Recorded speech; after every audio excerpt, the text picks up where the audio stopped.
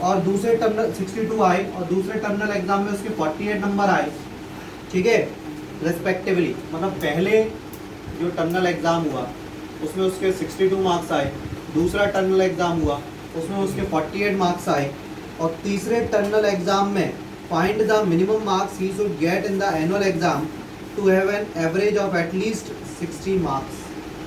मतलब तीसरे वाले एनुअल एग्जाम में उसको कितने मार्क्स आएंगे कि उसका एवरेज एटलीस्ट 60 हो जाए। एटलीस्ट में साइन ये आता है, कम से कम उसके 60 मार्क्स हो जाएं और 60 से ज़्यादा भी हो सकते हैं, यही तो मतलब हुआ है इसका। एटलीस्ट का मतलब कम से कम 60 तो होने ही चाहिए, 60 से ज़्यादा भी हो सकते हैं। इससे x की वैल्यू फाइंड आउट कर लेंगे। देखो कैसे, 110 प्लस एक्स 180।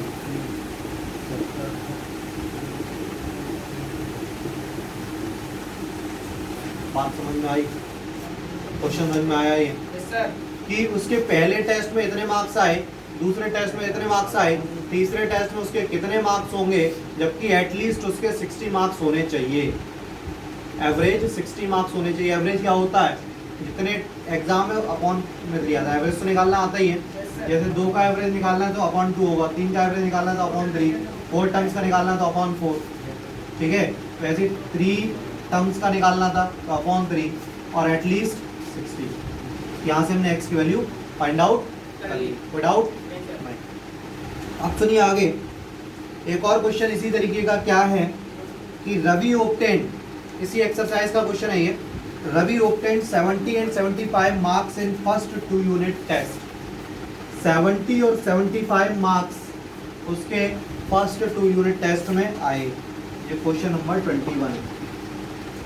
70 और 75 मार्क्स उसके फर्स्ट 2 यूनिट टेस्ट में आए, तो उसके तीसरे यूनिट टेस्ट में कितने मार्क्स आएंगे if the average is at least 60 marks. Average is at least 60 marks, ठीक है भाई, बिल्कुल सेम सवाल है। तो इसको कैलकुलेट करोगे और x की वैल्यू आप लोग निकालोगे, निकालिए। तो x 180 माइनस 145 तो 35, ठीक है। ये सभी कि सुनीता 4 सब्जेक्ट में स्कोर करती है, कितने कितने marks? Sunita score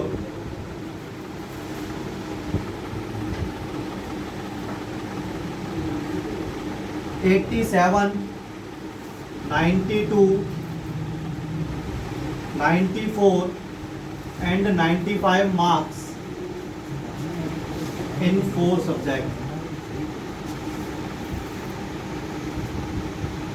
Let the 5th subject marks is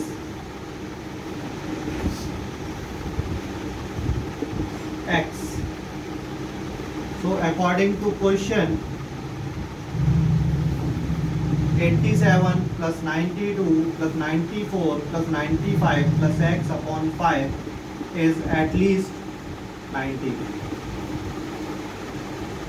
ठीक है। तो इसको ऐड करेंगे,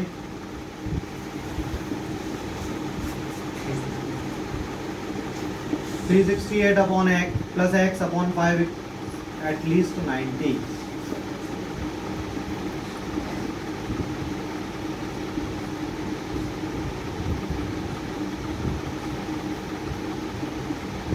तो ये आएगा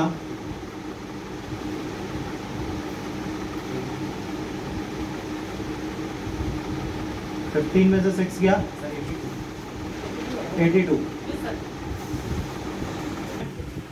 क्वेश्चन क्या है फिर से सुन लीजिए। Find all pairs of consecutive odd natural number. Odd consecutive natural number क्या होगा? मान लो जैसे एक कंसेक्यूटिव नंबर हमने 1 लिया, कंसेक्यूटिव होता है जो लगातार आए। 1 के बाद ऑड नेचुरल नंबर क्या होगा? 3 के बाद क्या होगा? तो उन्होंने कहा कि लेट 2 ऑड कंसेक्यूटिव नंबर लेना है, ठीक है। तो let x be the smaller odd positive natural number. Odd positive तो होगा ही होगा, और ऑड नेचुरल नंबर अगर x छोटा वाला है तो next one is n plus 2, other one is x plus 2। तो एक x है तो दूसरा x plus 2 होगा, क्यों 1x की जगह 1 रखो तो 1 plus 2 मतलब 3 हो जाएगा। ठीक है, अब उन्होंने क्या कहा है, find all the pairs of consecutive odd nature number both of which are larger than 10, दोनों 10 से बड़े हैं। इसका मतलब x बड़ा है 10 से, जब x 10 से बड़ा है तो x plus 2 तो 10 से बड़ा हो ही जाएगा। ठीक है, x बड़ा है 10 से। आगे क्या कह रहा है, such that their sum is less than 40, और इन दोनों का सम 40 से कम है, और इन दोनों का सम 40 से कम है। दोनों इक्वेशन समझ में आ गई। तो अब देखना जरा, इसको सॉल्व करेंगे तो 2x plus 2 40, तो 2x 38, तो x 19। अब यहाँ पे क्या आ रहा है कि x की वैल्यू 19 से कम है और x की वैल्यू 10 से ज़्यादा है। तो क्या क्या x की वैल्यू हो सकती है, 11 हो सकती है। ठीक है, 11 हो सकती है तो x plus 2 क्या हो जाएगा, 13 हो जाएगा। x 13 हो सकती है तो x plus 2 कितना हो जाएगा, 15। x 15 हो सकती है तो x plus 2 कितना हो जाएगा, 17। और x 17 हो सकती है तो x plus 2 19 और 19 हो नहीं सकता, नहीं x इक्वल्स टू 19, तो x की वैल्यू 19 से छोटी है तो x plus 2 कितना हो गया, 21, और 21 और 19 जोड़ेंगे तो कितना होगा, 40, लेकिन 40 से कम रहना है, तो ये तो पॉसिबल नहीं। ठीक है, तो अब 11 और 13 हो सकती है, तो एक आंसर हो गया 11, 13। दूसरा क्या हो सकता है 13, 15, और तीसरा क्या हो सकता है 15, 16। ठीक है,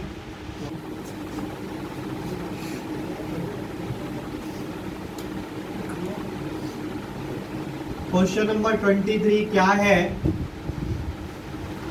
find all pairs of consecutive odd positive integer both of which are smaller than 10, let x and x plus 2 is a odd positive integer। x और x plus 2 दो odd positive integer है। ठीक है, अब उसमें क्या है, उन्होंने कहा दोनों नंबर किससे कम है, both of which are smaller than 10, दोनों 10 से कम है, मतलब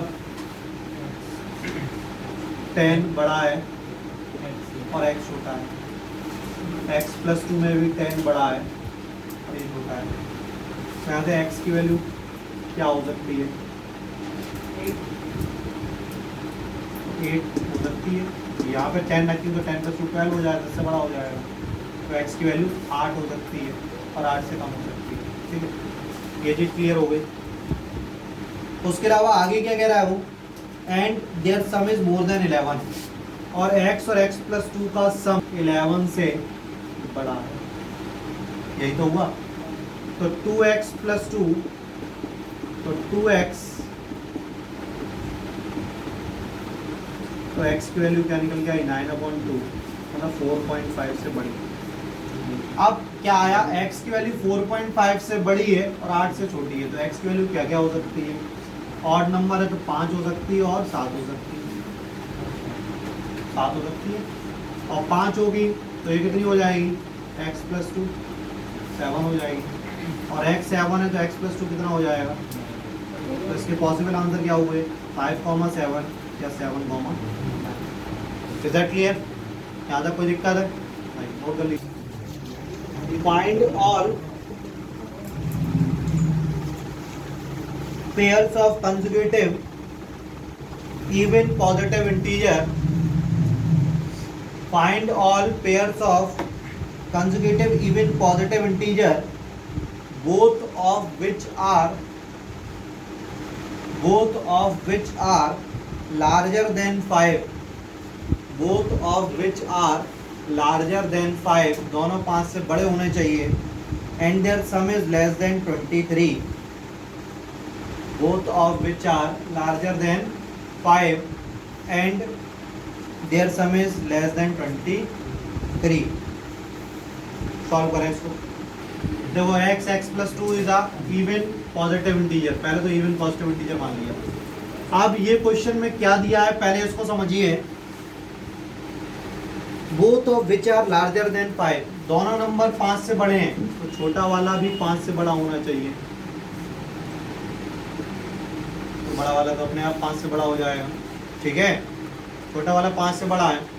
आगे क्या कह रहा है, and their sum is less than 23, and their sum is less than 23, और इसका सम 23 से कम है, लेस देन 23। बेटा कोई दिक्कत है नहीं, तो 2x plus 2 is less than 23।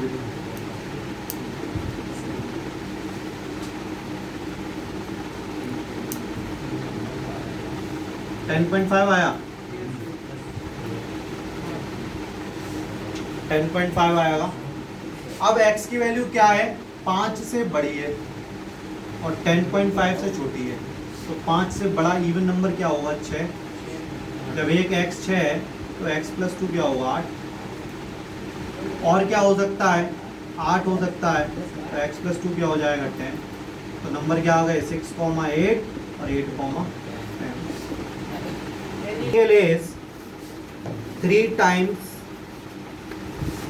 the shorter side, 3 times the shorter side। Question बहुत अच्छा है, जरा ध्यान से सुनिएगा। एक ट्राइंगल है, ये ट्राइंगल है। The longest side of a triangle is 3 times the shorter side. Let the shortest side be x. तो longest side क्या है, dx, and the third side is 2 centimeter shorter than the longest side. और ये क्या है, बात समझ में आई। Let the shorter side be x, then the according to question longer side is 3x and the third side is 3x minus 2। अब उसमें क्या कहा है, if the parameter of triangle is at least 61, parameter क्या होता है, तीनों sides का सम, तो 3x plus x plus 3x minus 2, ये पैरामीटर हो गया। Parameter is at least 61, at least मतलब कम से कम 61, और 61 से ज़्यादा भी हो सकता है, ठीक है। ये तो होगा at least 61, find the minimum length of the shorter side. अब इसको कैलकुलेट करना है, तो 7x minus 2 is at least 61, तो 7x 63 9, ठीक है। क्वेश्चन क्या है, अब एक ग्राफिकली क्वेश्चन बता देंगे जिससे आपके ग्राफ के सारे क्वेश्चन हो जाएंगे। केवल एक ही क्वेश्चन ग्राफ का बताएंगे हम इसमें। Solve the following system of linear inequalities graphically. और क्वेश्चन क्या है, x plus 2y is greater than 8 और 2x plus y is greater than 8 और x is x is greater than equals to 0, y is greater than equals to 0। वहाँ पे less than था, ये greater than है। अब इसमें समझो ग्राफिकली कैसे सॉल्व करेंगे। सबसे पहले कुछ मत करिए आप, x प्लस 2y बराबर 8 ले लो और 2x plus Y equals to 8 ले लो। और जैसे 9th क्लास में आप क्वेश्चन सॉल्व करते थे या 10th में सॉल्व करते थे, वैसे ही सॉल्व करने हैं आपको। यहाँ पे एक बॉक्स बनाया x और y, पहले x की वैल्यू 0 रखी तो y कितना आया 4, फिर y की वैल्यू 0 रखी तो x 8, ठीक। इसी तरीके से इसका बॉक्स बनाएंगे दूसरा, x की वैल्यू 0 तो y 8, y की वैल्यू 0 तो x 4, ठीक है। अब इसका ग्राफ बनाते हैं। यहाँ पे ये ओरिजिन हो गया 1 2 3 4 5 6 7 8, यहाँ पे -1 -2 -3 -4 -5 -6 -7 -8। यहाँ पे 1 2 3 4 5 6 7 8। यहाँ पे -1 -2 -3 -4 -5 -6 -7 -8। अब इसमें सबसे पहले इसका ग्राफ बनाते हैं। x0 तो y4, x0 तो y4 मतलब ये पॉइंट हो गया, और x8 तो y0, इसको ज्वाइन कर दिए। कोई डाउट नहीं। अब दूसरा x0 तो y8 और y0 तो x4, ये पॉइंट आ गया इंटरसेक्शन पॉइंट। अब उन्होंने क्या कहा है कि x की वैल्यू 0 से बड़ी ऊपर, y की वैल्यू 0 से बड़ी, और ये इक्वेशन जो है ये क्या है, लेस देन 8 मतलब इसके अंदर वाला पोर्शन और इसके अंदर वाला पोर्शन। लेस देन मतलब इससे कम और इस लाइन से कम, तो कॉमन पोर्शन क्या हुआ, ये वाला हुआ। या ऐसे ध्यान रखो, ये वाला साइन आए ना, जो कि एटमोस्ट का साइन होता है, तो इनर शेडेड रीजन होगा। जस्ट इसका अपोजिट हो तो आउटर शेडेड रीजन होगा, बस इतना ध्यान रखें। एटमोस्ट आता है तो इनर शेडेड रीजन होगा, और शेडेड कैसे होगा ये समझना होगा। कोई डाउट, कोई दिक्कत है किसी प्रकार की? नहीं है, समझ में आ गया होगा अच्छे से? ठीक है, नोट करिए। होमवर्क में ये क्वेश्चन करके लाने हैं, आप लोग समझ लीजिए। 6.3 का क्वेश्चन नंबर 10 करना है, 6.3 का ही क्वेश्चन नंबर 12 और 14 भी करना है। ठीक है, पेज नंबर 131 में एग्जाम्पल नंबर 19 और एग्जाम्पल नंबर 20 करना है, और मिसलेनियस का 11, 12, 13, 14 करना है। इसमें से अगर कोई डाउट होती है तो कल आप पूछिएगा, अदरवाइज ये कंप्लीट होना चाहिए। एग्जाम्पल में कोई डाउट होना नहीं चाहिए।